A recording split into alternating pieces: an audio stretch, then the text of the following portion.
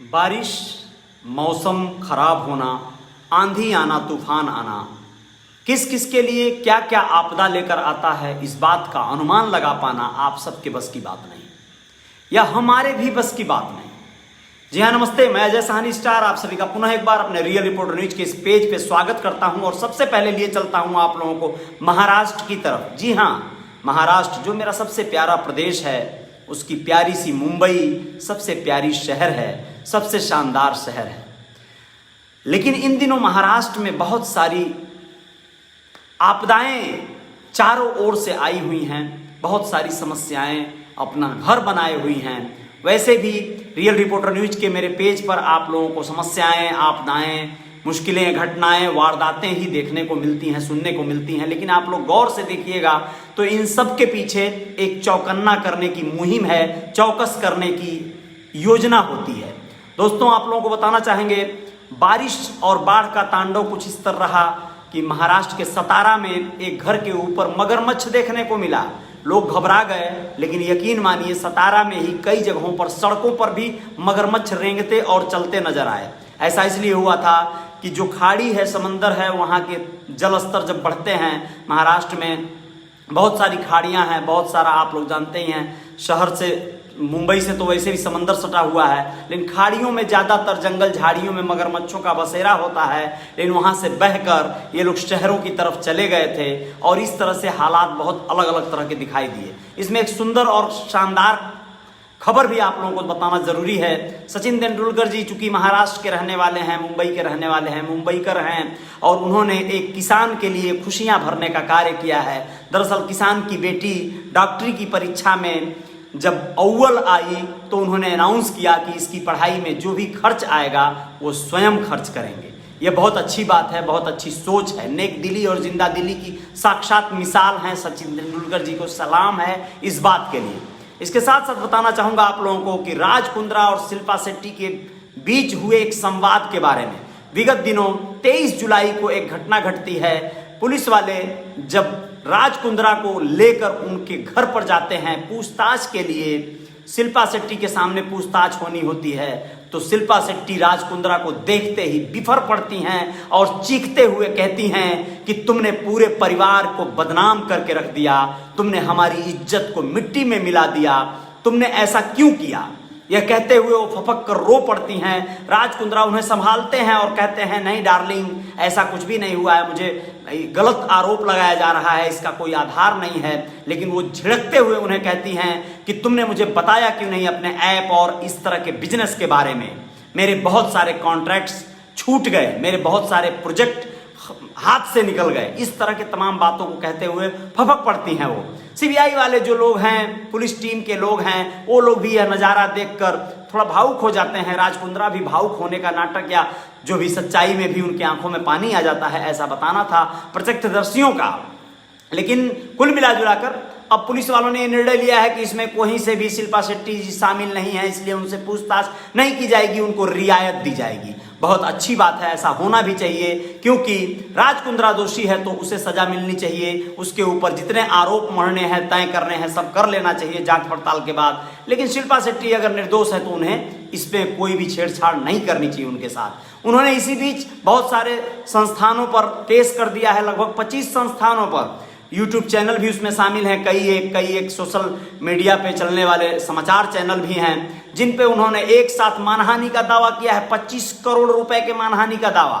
उन्होंने कहा है कि इन लोगों ने हमारी साख को चौपट कर दिया, हमारी इज्जत आबरू को मिट्टी में मिलाने का काम किया है, बेबुनियाद कार्य किया है। इस पर उन्होंने मानहानि का दावा ठोका है। चलिए देखते हैं आगे क्या होता है मानहानि में। लेकिन आप लोगों को बताना ये जरूरी है कि कल 1 अगस्त है और एक अच्छी बात निकल के आ रही है कि अब धीरे धीरे मुंबई ही नहीं बल्कि महाराष्ट्र के लगभग 25 जिलों को अनलॉक करने की प्रक्रिया पर पुरजोर कोशिश की जा रही है। सरकार के तरफ से यह एक तरह से अनाउंसमेंट हो गया है और आज रात 12 बजे के बाद कभी भी यह पूरी तरह से लीगल ट्विटर पर, जो सीएमओ का ट्विटर है हैंडल, ट्विटर हैंडल, उस पर प्रसारित कर दिया जाएगा कि कल से बहुत सारे mall, cinema hall, restaurant, hotel और बहुत सारी चीज़ों को 8 बजे रात तक के लिए खोल दिया जाएगा और बाकायदे उन्हें कई तरह की क्राइटेरिया में रखा जाएगा, कई तरह के गाइडलाइन के तहत उन्हें चलाने के लिए ओपन कर दिया जाएगा। ये बहुत अच्छी बात है। महाराष्ट्र में, मुंबई में खास करके ये होना चाहिए था, क्योंकि विगत दिनों से बहुत सारे दुकानदार परेशान थे, बिजनेस व्यवसाय में बहुत सारी अड़चनें आ गई थी, बहुत सारा नुकसान झेल रहे थे वे लोग। तो जरूरी था कि अनलॉक की प्रक्रिया पे पुरजोर कोशिश की जाए। मुंबई के साथ साथ और भी 24 जिलों में ये अनलॉक की प्रक्रिया पे पूरा कार्य कर दिया जाएगा। जो सिस्टम मुंबई में है वही सिस्टम वहां भी रहेगा, बगल के थाने में भी वही चीज लागू हो जाएगा। लेकिन बाकी 11 जिले ऐसे हैं जहां पर ये उन्हें लेवल 3 में रखा गया है, यानी वो कोविड से संक्रमित ज्यादा जिले रहे हैं, तो उन पे अभी कोई कार्रवाई नहीं होगी, जस का तस बना रहेगा। एक और बहुत शानदार खबर आई है जो लोकल ट्रेन को लेके है। मुंबई की लाइफलाइन कही जाती है वहां की लोकल ट्रेन। बसों में लोग यात्रा कर करके परेशान हो गए थे, क्योंकि लंबी लंबी लाइनें लगानी पड़ती थी। बहुत सारी बसें, छोटी छोटी बसें भी राज्य सरकार ने मुहैया करा दी थी, लेकिन फिर भी इससे जो वहां की भीड़ है वो कंट्रोल नहीं हो रही थी। और महाराष्ट्र में बहुत जरूरी है, खासकर मुंबई में बहुत जरूरी है कि वहां की लोकल ट्रेन चले, लाइफ लाइन चले, तब लोगों की जिंदगियां लाइन पे आ पाएंगी, पटरी पे आ पाएंगी। आप लोगों को बताना चाहेंगे कि 1 मिनट होल्ड करते हैं। हाँ बेटा, मैं लाइव हूं अभी, बाद में बात करें। Okay, thank you. तो मैं ये बताना चाह रहा था आप लोगों को कि वो लाइफ लाइन को चालू करने में पहले बंदिश थी। बंदिश ये थी कि जो सरकारी कर्मचारी हैं, जो बीएमसी के कर्मचारी हैं, जो लोग मीडिया से जुड़े लोग हैं, मेडिकल से जुड़े हुए लोग हैं, जो जरूरी सेवाओं से जुड़े हुए लोग हैं, वही सिर्फ सफर कर सकते थे अपने लीगल डॉक्यूमेंट्स दिखाकर, अपने आई कार्ड दिखाकर। लेकिन अब वह जो है, अब जो जरूरी जो दूसरे लोग हैं उन सब के लिए खोल दी जाएगी। कल से ये पूरी उम्मीद जताई जा रही है 1 अगस्त से ये सेवाएं शुरू कर दी जाएंगी। बहुत बड़ी खबर है, ये बहुत अच्छी खबर है मुंबई से, खास करके मुंबईकरों के लिए, जो लोग मुंबई में काम करते हैं, नौकरी चाकरी करते हैं। लेकिन इसी में एक दुखद खबर भी सुनाना चाहूंगा। विगत दिनों वर्ली क्षेत्र में, जो बहुत ही अच्छा और पॉश एक स्टेशन है जहां पे वर्ली सी लिंक है, आप लोग जानते हैं, वर्ली में 5 मजदूरों की मौत हो गई तब जब वो 19वें फ्लोर से बांस के बल्लियों से बनी हुई लिफ्ट से गिर गए। सोचिए, और 2 लोग बुरी तरह से जख्मी हो गए। उनका इलाज चल रहा है KEM हॉस्पिटल में। और 5 मजदूर जगह पर, 3 लोग मर गए, 2 लोग हॉस्पिटल में जाके दम तोड़ दिए।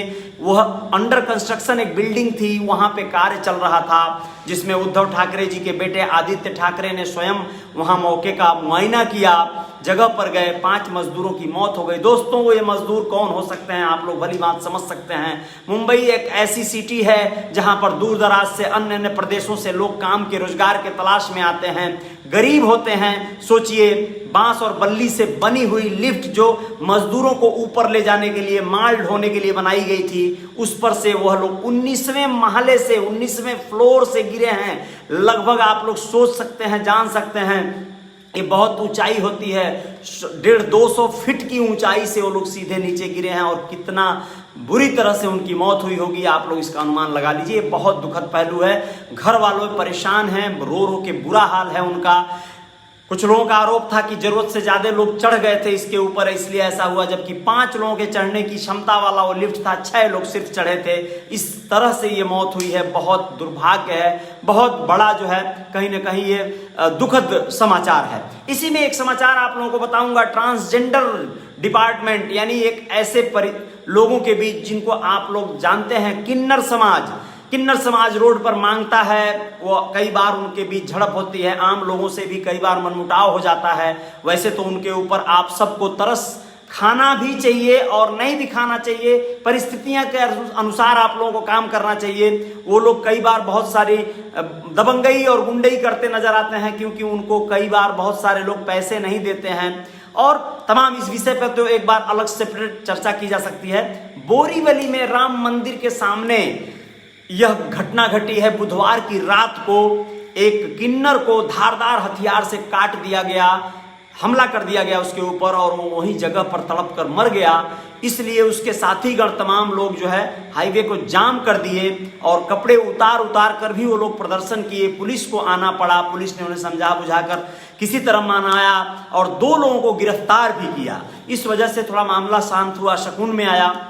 इस तरह की तमाम घटनाएं मुंबई, महाराष्ट्र और चूंकि शहर बड़ा है, लोग बड़े आबादी वाले हैं, इसलिए इस तरह की बातें हो जाती हैं। सुरेंद्र कुमार कह रहे हैं सर बिहार के आयांश को बचाना है, 16 करोड़ का इंजेक्शन लगाना है। ओके, आयांश बिहार का है, उसे बचाना है, बहुत बड़ी बात कहा आपने। ऐसी समाचार, ऐसी खबर एक उत्तर भारत, साउथ इंडिया, दक्षिण भारत से आई थी। वहां पर एक लड़का, इसी तरह का नाम था उसका, गुप्ता परिवार का था, उसे यह चीज लगी थी। यह इंजेक्शन अमेरिका से आता है और इसे लगाना पड़ता है, ऐसी एक बीमारी है। तो इस मुहिम को आप लोगों को चलाना चाहिए। बहुत बहुत विनम्रता से अपील करेंगे। आयांश जो भी है उसकी डिटेल्स आप भेजिएगा दोस्त, और उस डिटेल्स पे अपन बात करेंगे और कोशिश करेंगे कि अपन क्राउड फंडिंग के लिए अपील करें लोगों से, और लोगों को बढ़ के आगे आना चाहिए। आपके छोटे छोटे अमाउंट किसी की जिंदगी में खुशियां ला सकते हैं, किसी के बच्चे को बचा सकते हैं। ये बहुत बड़ी बात है, बहुत ही सराहनीय कार्य होगा। सुरेंद्र कुमार जी आप उसका डिटेल भेजिएगा जरूर मुझे, और मैं कोशिश करूंगा कि उसके लिए अपील की जाए, पुरजोर अपील की जाए सभी साथियों से, ताकि आयांश को बचाया जा सके। जो भी हो, कोई किसी का बच्चा हो, लेकिन बच्चा बच्चा होता है, वो जान होता है माता पिता का। बहुत बार माता पिता जिंदगी भर के लिए डिप्रेशन में चले जाते हैं ऐसे मामलात में। बहुत बहुत शुक्रिया आप सभी का इस पूरे पोस्ट को देखने के लिए, इस न्यूज को देखने के लिए। हो सके तो शेयर कीजिएगा, साझा कीजिएगा जरूर आप लोग। मैं आप लोगों से उम्मीद करता हूं, गुजारिश करता हूं, और सुरेंद्र कुमार जी आपसे पुनः एक बार गुजारिश करता हूं, कोई ना कोई लिंक और मैं ढूंढ लूंगा। वैसे भी आयांश बिहार का जो भी है इस तरह का बच्चा, लेकिन आप भी अगर आपके पास कोई डिटेल्स हो तो जरूर भेजिएगा, मैं उसे पूरा कवरेज करने का कोशिश करूंगा। सभाजीत निषाद जी बहुत बहुत शुक्रिया इस पेज पर अभी बने रहने के लिए। राम नवल चौरसिया जी बहुत बहुत शुक्रिया, आपका भी बहुत बहुत धन्यवाद। सुरेंद्र कुमार जी आपका बहुत बहुत धन्यवाद। मनीष उम्बरकर जी बहुत बहुत शुक्रिया। अशोक गहलोत जी बहुत बहुत धन्यवाद आपका। राजेंद्र दुबे जी, मजदूरों की मौत दुखद है, बिल्कुल दुखद है सर, बहुत बहुत धन्यवाद आपको इस वेदना को व्यक्त करने के लिए राजेंद्र दुबे जी। और गुरुदेव सिंह जी बहुत बहुत शुक्रिया आपका, बहुत बहुत धन्यवाद। और धर्मचंद्र साहनी जी प्रणाम भैया, नमस्ते भाई। जिंदगी की शाम ढल जाए, अच्छा शाम ढल जाए किसे मालूम, जय हिंद। हाँ, कब शाम ढल जाए, बिल्कुल, जिंदगी की शाम कब ढल जाए किसे मालूम, बिल्कुल सही कहा आपने। लेकिन ऐसा नहीं है, सावधानियां तो होनी चाहिए ना, सुरक्षा होनी चाहिए। जिंदगी की शाम तो ढलनी है, हर किसी की ढलनी है, लेकिन समय से ढले तो ठीक है। दोपहर में ही शाम ढल जाए तो ठीक नहीं है ना भाई, सुबह ही शाम नहीं ढलनी चाहिए। मजदूरों की जो शाम ढली है वो, सॉरी लाइट चली गई हम जहाँ पे हैं वहाँ। और आप लोगों से विनम्रता से मैं कहना चाहता हूँ, सभाजीत निषाद जी बहुत बहुत शुक्रिया। सुरेंद्र कुमार जी बहुत बहुत धन्यवाद। विजेंद्र सिंह धालीवाल जी बहुत बहुत शुक्रिया। और राजेंद्र दुबे जी बहुत बहुत शुक्रिया, बहुत बहुत धन्यवाद। और उपेंद्र मौर्य जी बहुत बहुत शुक्रिया, आप फॉरेन में हैं कहीं, बहुत बहुत शुक्रिया आपका। ओम प्रकाश मीना जी बहुत बहुत शुक्रिया आपका। रोहित मेहता जी बहुत बहुत शुक्रिया, बहुत बहुत धन्यवाद। MK साहनी जी बहुत बहुत धन्यवाद।